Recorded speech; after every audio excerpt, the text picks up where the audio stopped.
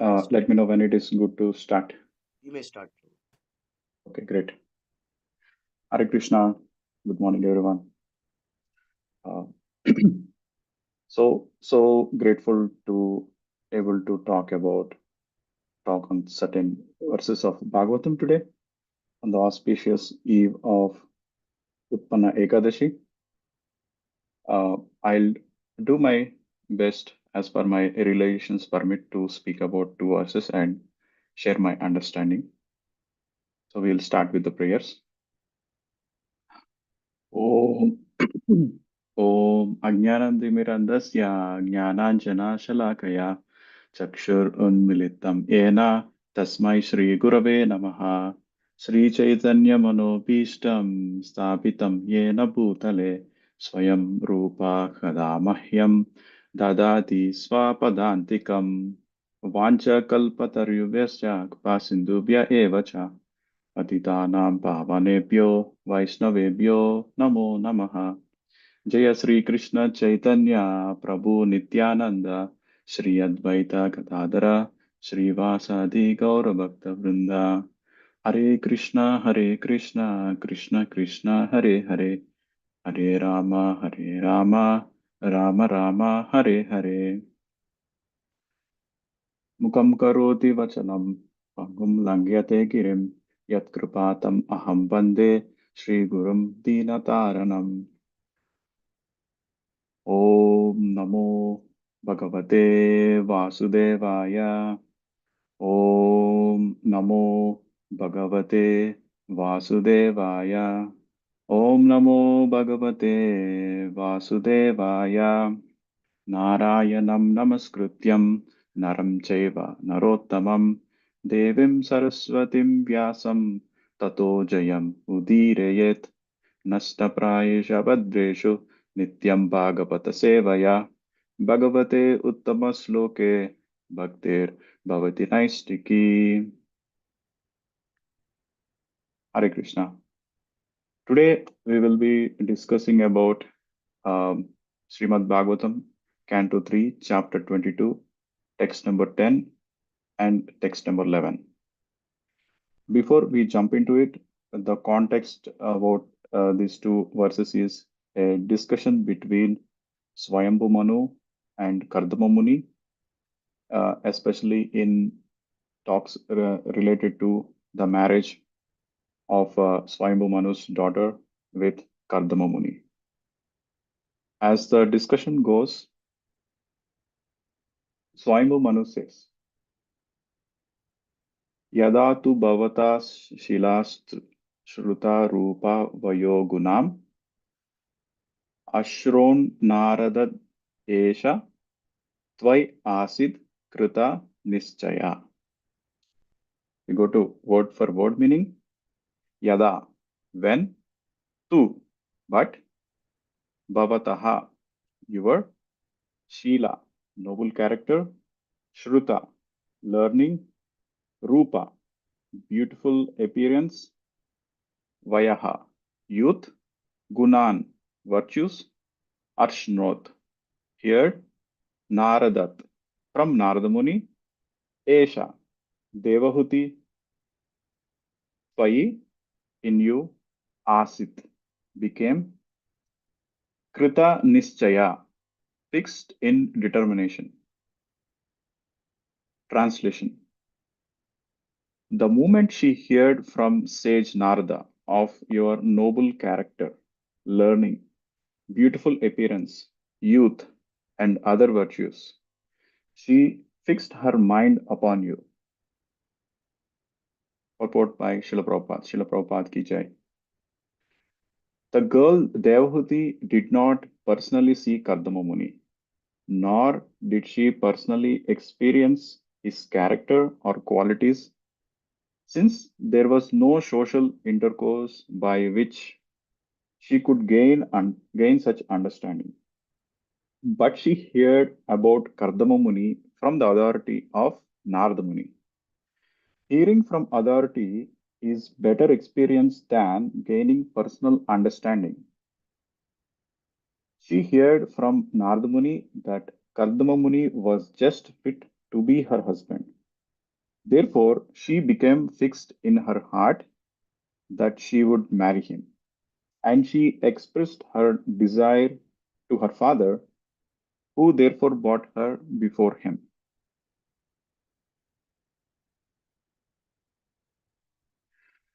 So, this is very interesting because most important essence of this purport or of this verse is hearing from the authority is better experience than gaining a personal understanding.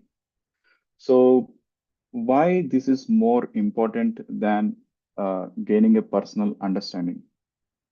Because hearing from an authority, they're all elevated, they're all beyond the, at least speaking about the spiritual authority point of view, they are beyond the modes of the goodness, or they are not following the logic of Anuman and Praman, which is always prone to some kind of a faults. As we learned in uh, some of the purports from Ishopanishad, like Prabhupada quotes that we as a human beings or the conditioned souls, we prone to four defects, right? We have a tendency to commit mistakes. We have a cheating propensity. We will be bound for illusion, and our senses are all imperfect. So, how can a conditioned soul having these defects, even though try to experience personally, can be able to reach to a right conclusion? Because no, all the conditioned souls most of the living entities have these kind of defects, right? So these are all Anuman Praman. It's by speculative knowledge. How can this could be perfect having these kind of four defects carrying, right? So that's why hearing from the authority will save us from falling into some false conclusions or into a traps. Like just like for an example, uh, when some few blind men they're trying to identify or describe an elephant by touching, right? They couldn't see the elephant. All they're trying to speculate is based upon their imperfect senses or non-complete senses with the sense of touch. Some they conclude, okay, the elephant look like a trunk. Some they conclude the elephant look like a, by touching the ears, they think like it's like a big banana leaf. Some they think like it is like a maybe like a big snake by just holding this nose of the elephant. But a person who has a right vision, he can able to see as is what is the actual shape and form of the elephant, right? Not only just speculate but able to see. Likewise, an authority which are beyond the four defects, they were able to see as is, and hearing from them submissively would make us perfect as well. um, as may um, as a just a second, I'm having some technical difficulties here.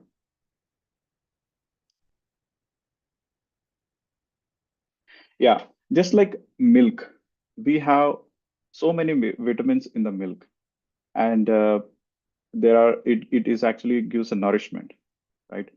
When taken when taken properly in a proper quantity, it also good for developing certain brain cells in such a way that will help us for our spiritual progress.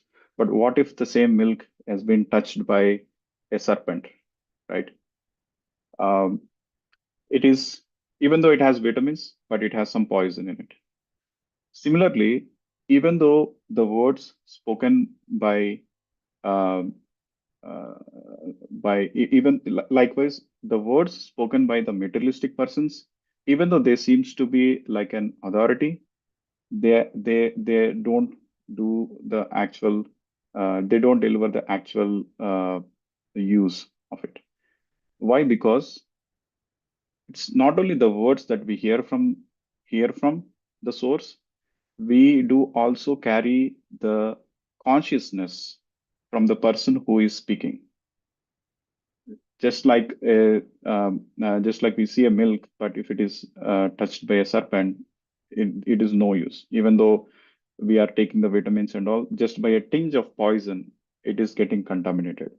Similarly, the words spoken by a seems to be like an authority, but not an authority, like materialistic persons who showcases themselves like a authority on Vedic literature.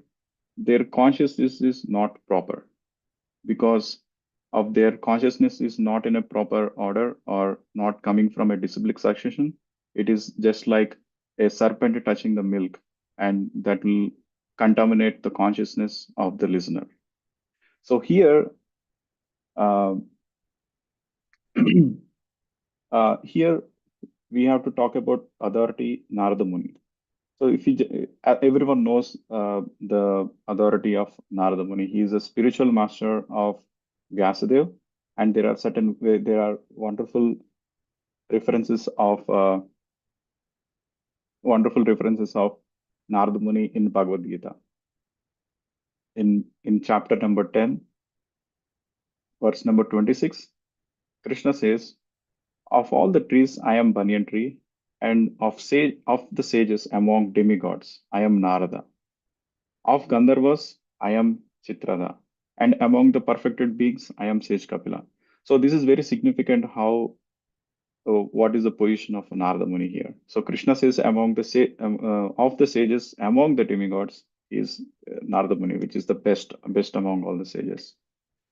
Likewise, if we uh, check the purport from um, 18th chapter, 75th verse, it's Prabhupada purport says Narada is a direct disciple of Krishna and spiritual master of Vyasa.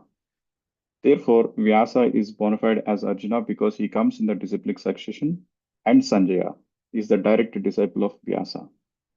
Therefore, by the grace of Vyasa, Sanjaya's senses were purified and he could see and hear Krishna directly. One who directly hears Krishna can understand this confidential knowledge. If one does not come from a disciplic succession, he cannot hear Krishna. Therefore, the knowledge is always imperfect, at least as far understanding Bhagavad Gita is concerned. We are so fortunate, all this purport and the Bhagavatam that we are reading from a disciplic succession that is coming all the way from Vyasadeva, who is a disciple of Narada Muni and who is a direct disciple of Krishna. So everything that we are observing from Bhagavatam, hearing from Bhagavatam, uh, by the mercy of Prabhupada and his disciples, we are hearing from an authority. Uh, we are not born for Anuman and the defects that are caused by Anuman and Praman. So in this case, Devahuti has listening from Narada Muni, and she is fixated her mind on Kardamuni, which means that she is all perfect just by hearing from the authority of Narada Muni. Even though we may think that okay, hearing from authority, sometimes we couldn't understand. Just like in one of the lecture I hear from my Guru Maharaj, when Prabhupada came to the West, he was after being some time in the moment, he started to speak about Rupa Goswami's nectar of devotion and talks about Bhakti Rasa and all.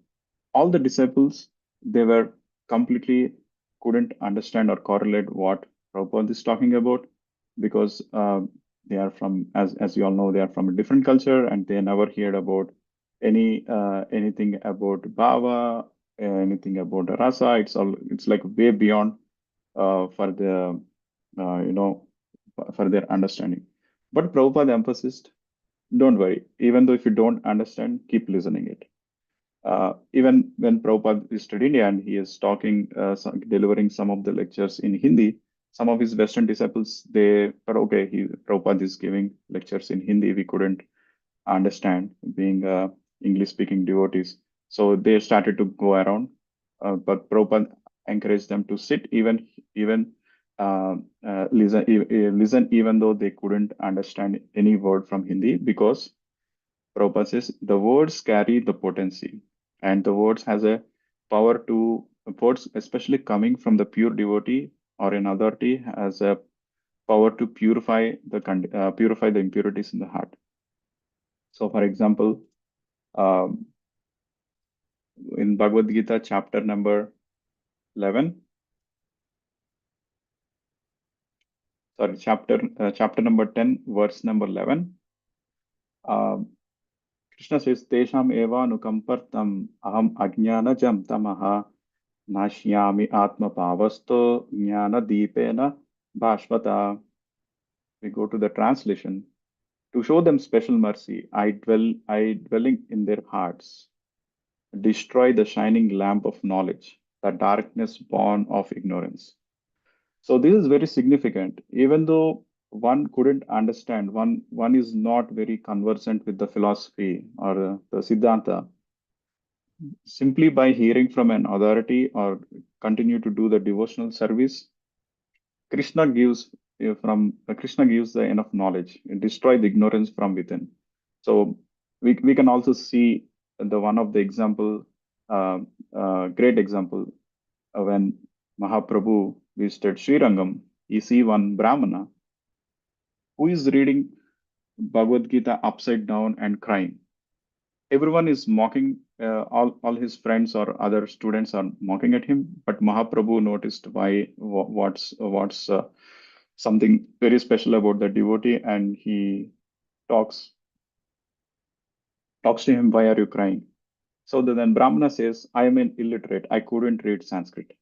Just because my spiritual master instructed me that I to read Bhagavad Gita daily, even though I'm illiterate, I'm trying to read. Uh, but my other friends or other students, co-students, they are trying to mock at me." And Mahaprabhu asked, "Then why are you crying?" Even though I don't understand, just by seeing how the mercy of Krishna, how he became a servant to his devotee by becoming a Radha Sarathi, that itself makes me cry. How passionate or how compassionate the Lord is, and how he even don't hesitate to become a servant to his pure devotees. So that makes me him cry. Mahaprabhu embraced the devotee, and he says, even though you don't understand, even though you don't read the Bhagavad Gita, you got the essence of it. Likewise, if we submissively hear from an authority, just like this Brahmana, even though he couldn't understand the Bhagavad Gita, just by taking a step, by following the instruction of his guru or an authority, Krishna given him a knowledge from within, and he got the complete realization equivalent to reading the entire Bhagavad Gita and understanding it. So that's the power of hearing from an authority. Even though sometimes we couldn't understand, it's better to continue to stick with that instruction of uh, he continue to hear. Krishna takes care of everything. It is not we. It is not because of our own effort. It is because of Krishna's mercy we will be progressing. Likewise, there is another example from the purport 7, chapter 7, text number 1. Krishna in Prabhupada purport says, "One has therefore to learn from Krishna directly or from a pure devotee of Krishna, and not from a non-devotee upstart, puffed up with academic education. In Srimad Bhagavatam, this process of understanding Krishna, the Supreme Personality of Godhead, the Absolute Truth, is described in second chapter of first canto as follows." I'm skipping the Sanskrit for the interest of time and going to the translation. To hear about Krishna from Vedic literatures or to hear from him directly through Bhagavad Gita, it is itself a righteous activity.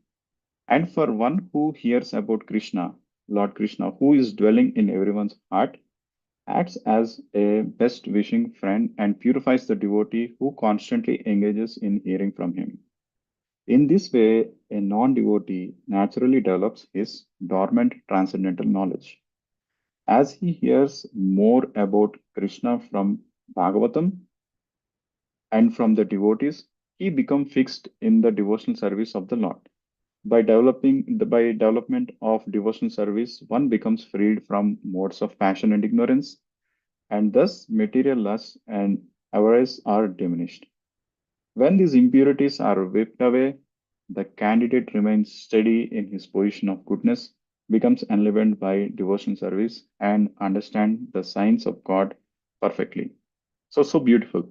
Um, it emphasizes on learning directly from a pure devotee of Krishna, right? So what is the benefit that we're gonna get in one of the purport? And there is a another example, right? Uh, in the Navavidha Bhakti, Shravanam Kirtanam. Shravanam is the first anga that was mentioned in the Navavidha Bhakti. Parikshit Maharaj, even he has only 7 days to life left before departing. So all he done is hearing from an authority, Shukadeva Goswami, and he got liberated. So Arjuna, if you look into the text number 28 till the 30, and from the chapter 1, for the interest of time, I'm just touching the translation. Oh, my dear Krishna, seeing my friends and relatives present before me in such fighting spirit, I feel my limbs of my body quivering and my mouth drying up. My whole body is trembling. My hair is standing on end. My Gandiva is slipping from my hand, and my skin is burning. Next verse. I am now unable to stand here any longer. I am forgetting myself, and my mind is reeling. I see only causes of misfortune, O Krishna, killer of Kesi demon. So this is the state of Arjuna, where in the first chapter of Bhagavad Gita, he is completely perplexed and he is completely unsure. And this is very significant. Forgetting himself and mind is reeling. And we can understand his state of consciousness. He's completely not willing to do anything, right? And he only see the causes of misfortune. As he submissively surrendered to Krishna and he takes Krishna's instruction, at the end of the chapter, what is the result? Arjuna says, I'm going to 18th chapter 73. Arjuna Uvacha Nashtamoho smritirlabda tat prasadan mayachyuta stitosmi gata sandehaha karishyasye vachanam tava. Arjuna said, my dear Krishna, O infallible one, my illusion is gone now. I have regained my memory by your mercy. I am now firm and free from doubt and am prepared to act according to your instruction. So, as we can see, the extreme and most time sensitive situation the Arjuna is in, right? So, he has to take a battle, and just a few moments before the battle, he is completely lost. Just he submissively hearing from Krishna approximately in an hour, he completely gained his purpose and he completely is ready to take his all his doubts has been dispelled and he is ready to take up the battle. So that's the power of hearing from an authority. Not only Arjuna, but as we can see from the next verses, even Sanjaya says that he has a very great understanding and he has even his hair stand on the skin because he's hearing through an authority. By the mercy of Vyasdev, he is also hearing a conversation between Krishna and Arjuna. That's why hearing from the authority um, is more better experience than hearing from our own senses. Moving on to the next verse, Canto 3, Chapter 22, text number 11. Tat praticha dvijay Shraddaya paratam maya sarvatmananurupam te Gruhamedishu karmashu. Tat, therefore. Praticha, please accept. Dvija, Agriya, O best of Brahmanas. Imam, her. Shraddhaya, with faith. Upartham, offer a presentation. Maya, by me. Sarva Atmana, in every way. Anurupam, suitable.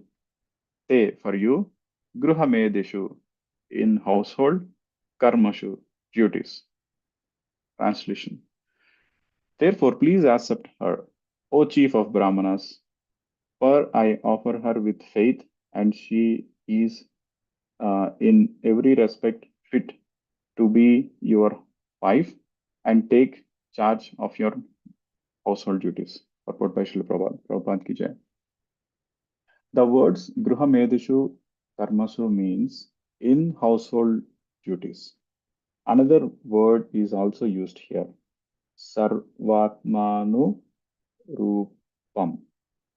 The purport is that a wife should not only be equal to her husband in age, character, and qualities, but must be helpful to him in his household duties. The household duty of a man is not to satisfy his sense gratification, but to remain with wife and children and at the same time attain advancement in spiritual life.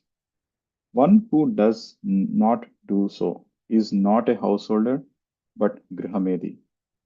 Two words are used in Sanskrit literature. One is Grihastha and the other is Grihamedi.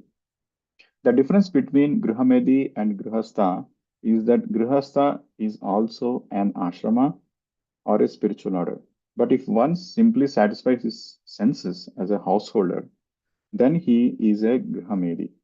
For Grihamedi, to accept a wife means to satisfy the senses. But for a Grihastha, a qualified wife is an assistant in every respect for advancement in spiritual activities. It is the duty of wife to take charge of household affairs and not to compete with the husband. A wife is meant to help, but she cannot help her husband unless he is completely equal to her in age, character, and quality. So, very beautiful. Here, Prabhupada purports talks about the primary duty of a householder life. Says there is two categories. One is who wants to have a sense gratification, and one who wants to do a spiritual advancement. I think we are all familiar about the discrimination between the two. As we live in a wonderful community where we strive to advance in our spiritual life while being in the grihastha life. So there is a sometimes some of the new people who just try to get in touch with Krishna consciousness or Bhagavatam. They sometimes ask this common question: oh, okay, if Bhagavatam is all about Krishna, why they talk about all these things about marriage? What does it anything to do with Narada Muni arranging the marriage or Swayambhu Manu talking to Kardama Muni? Why don't they just jump straight away in talking about Krishna and his Leela, right? Um, so here there is a um, purport from Bhakti Siddhanta Saraswati Thakur from one of the last verses of Brahma Samhita. He talks about in the purport there are different kinds of activities a human as a human we can do, right? So like there are three kinds of I mean, I'm just giving the gist of it in the interest of time. He says that primarily there are three kinds of materialistic activity that one as a human being we have to do. All the activities that are related to our social life, having friends, being networking and all stuff, and the activities that are related to survival, like eating, sleeping, and having some kind of security, all this stuff, and doing some activities that are cultivating aspect of human life, like doing fine arts, recreational activities, like and also about reading and all stuff like that. So these three categories are as a human we generally tend to do. We can't come we As we stay in a material world, we can't completely avoid these activities and completely do 100% bhakti. But what Bhakti Siddhanta says, even though these are all subservient activities to Bhakti, these are not directly like Shravanam, Kirtanam, all the Navavidha Bhakti or anything directly related to the Bhakti. But if we dovetail all these activities, if we use these all three different kinds of activities as a subservient for propagating or advancing in our spiritual life, so they will be considered to be as a part of bhakti as well. Those activities will be also considered to be a progressment in our spiritual life. So why this was discussed with in the Brahma Samhita purport? Because at the end, Lord Brahma realizes his position, and he is concerned about um, being in Krishna consciousness while doing this huge passionate activity of creating the world. So he is a bit concerned about how can I be in Krishna consciousness while doing this material activity of creating this world, all these activities, right? So it is more or less we are in the same boat. We have to do our all activities in our day-to-day life, but we struggle to be in the Krishna conscious state.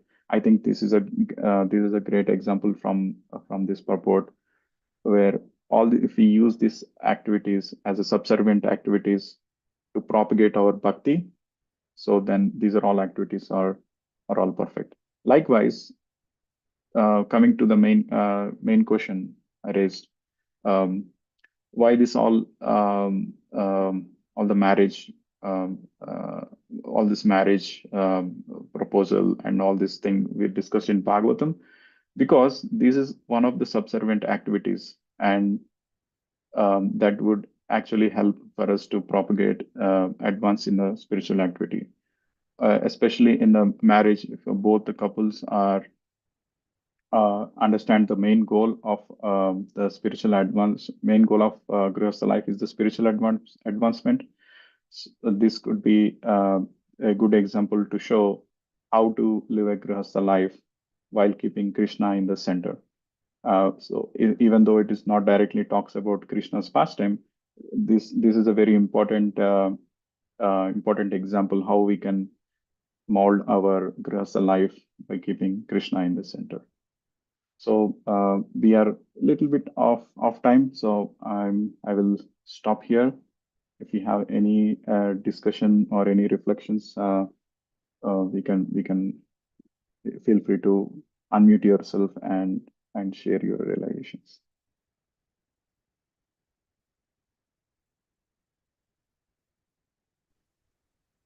Hare Krishna Prabhuji, please accept my humble obeisances. All glory to Srila Prabhupada. Hare Krishna Prabhuji. Yes. Yeah. Wonderful class, Prabhuji. Looks like you put in a lot of effort and detailed research. Particularly, I like the part where you were re-establishing Narada Muni's stature, which unfortunately in the, what do you say, in today's society, Narada Muni has been made into a comedian versus the true Acharya that he is. So thank you for going into so much detail. Thank you, Prabhu. Hare Krishna. Thank you, Prabhuji. It's my pleasure. I'm glad that it helped you. Yeah, unfortunately, yeah, that's the danger of consuming the media from a non-bona fide sources. As we also see, right, some of the movies in India, right, whether it's north side of Bollywood or from the south side, they completely deviate from the actual state of actually what happened in the Mahabharata. They try to emphasize the importance of Karna than or Arjuna. Likewise, we likewise they also do all these kinds of nonsense with great spiritual personality. So we have to be if we couldn't change, we have to be very careful, and at the same time we have to protect our the next generation of kids getting consuming from the unauthorized source. So that is something it's one of our each and everyone's of our responsibility. Yeah, thank you, Prabhu. Thank you for touching that.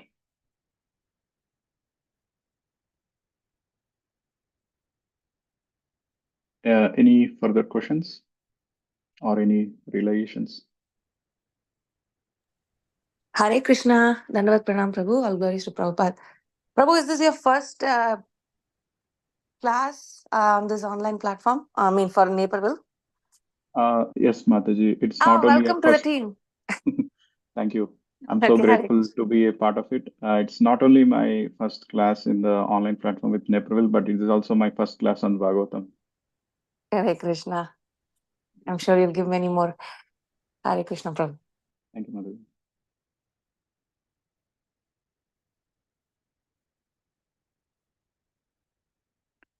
All right.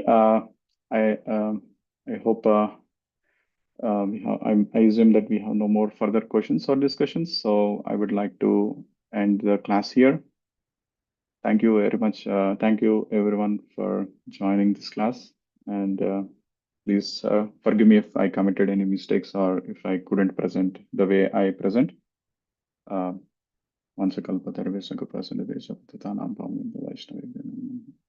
Thank you. Wish you all have a great Krishna conscious day and happy Ekadashi.